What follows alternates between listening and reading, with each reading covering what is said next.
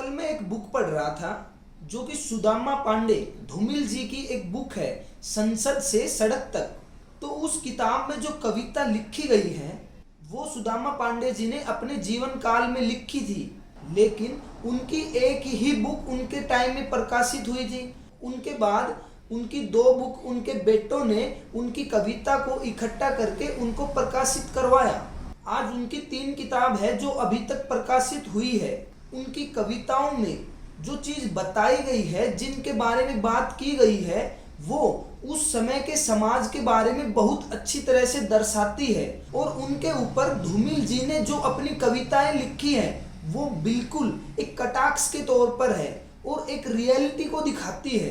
तो मैं अभी किताब पढ़ते हुए ये सोच रहा था कि ऐसा क्यों होता है, जब कोई अच्छा आदमी, निडर आदमी जिंदा होता है तब उनके बारे में कोई बात नहीं करता है। वो अपनी जीवन काल में पूरी जिंदगी बहुत मेहनत करते रहे, स्ट्रगल करते रहे, लेकिन तब उनको कोई जानता नहीं था। और आज उनकी किताब पढ़कर, उनकी कविता पढ़कर हमें ऐसा लगता है वो अपने समय में बहुत ही फेमस आदमी होंगे, लेकिन कभी आप उनकी जीवनी पढ़ोगे या उनके जीवन के बारे में पढ़ोगे तो आपको पता चलेगा कि उन्होंने अपना जीवन बहुत ही स्ट्रगल से निकाला है और आखिरी में तो वो बीमार हो गए थे और बीमार होकर उनकी मृत्यु हुई है।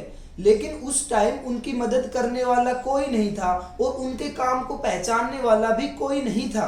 ऐसे ही आप स्वामी विवेकानंद जी को लीजिए, आज उनके नाम से हम युवा दिवस मनाते हैं, लेकिन जिस समय में अपने जीवन काल में वो जी रहे थे और अपने धर्म के प्रचार के लिए देश विदेश घूम रहे थे, तो उनके पास भी पैसों की बहुत तंगी थी और वो इस समाज से बहुत परेशान थे कि कोई उनका साथ नहीं दे रहा है। लेकिन आज हमें पढ़कर ऐसा लगता है कि वो उस समय भी बहुत फेमस होंगे, वो उनको सब पहचानते होंगे, सब उनकी बात सुनते होंगे, लेकिन ऐसा कुछ नहीं होता है।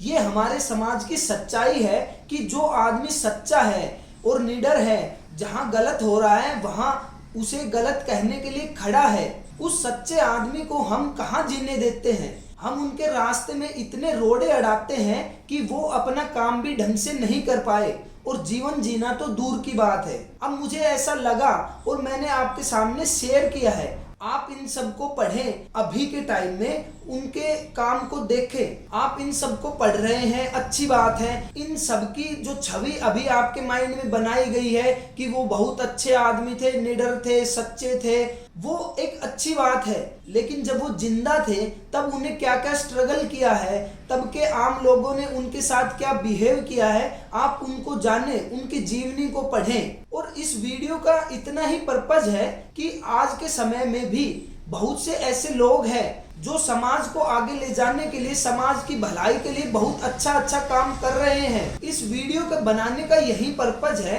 कि आज के समय में भी ऐसे बहुत से लोग हैं जो समाज को आगे बढ़ाने के लिए, समाज के लिए अच्छा करने के लिए, इस पृथ्वी को अच्छा बनाने के लिए काम कर रहे हैं, लेकिन उन पर सभी का ध्यान नहीं होता।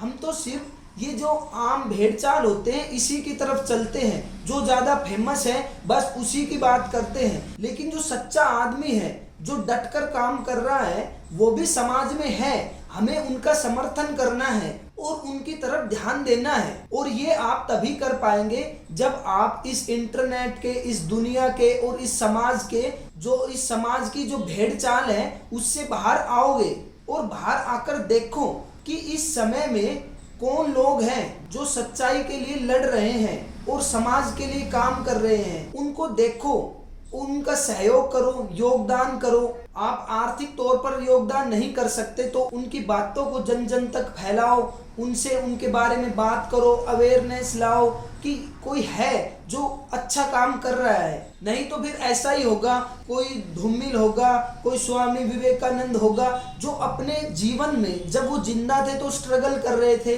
और बाद में उनको फेमस कर दिया जाता है। और उनकी जो कड़ी मेहनत वाली सच्चाई है जो उस समय में उन्होंने जिया है और उनको उनसे दूर रख दिया जाता है। उनकी सिर्फ जो समाज सुधारक के तौर पर छवि दिखाई जाती है कि इन्होंने ये अच्छा काम किया, इन्होंने ये अच्छा काम किया, और उस समय में लोगों ने जो उनके साथ बिहेव किया है उनको दरकिनार कर दिया जाता है। उनकी सच्चाई आपको नहीं बताई जाती। तो आप इन सब की भेड़ चालों से बाहर निकलकर इस पर ध्यान दें कि आज के समय में कौन अच्छा काम कर रहा है और हमें उनका साथ देना है। नहीं तो फिर कभी ऐसा न हो जाए कि हम आज उनका योगदान नहीं कर पाए और उनके इस दुनिया से जाने के बाद हमें पता चले हमारे समय में भी कोई था जो इस समाज के लिए, इस सच्चाई के लिए काम कर रहा था और हमारा उन पर कभी ध्यान नहीं गया। तो ऐसी गलानी से बचने के लिए, सही को सही कहने के लिए हमें उन सब की ओर ध्यान देना होगा और उनका योगदान करना होगा। जैसा धूमिल जी ने कहा है कि मैं इतना सहज बनना चाहता हूँ कि मैं आम को आम और चाकू को चाकू कह सकूं। तो हमें भी ऐसा ही बनना है कि हम गलत को गलत और सही को सही कह सके, और सही कहना भी एक बात है, हम सही के साथ खड़े हो सके।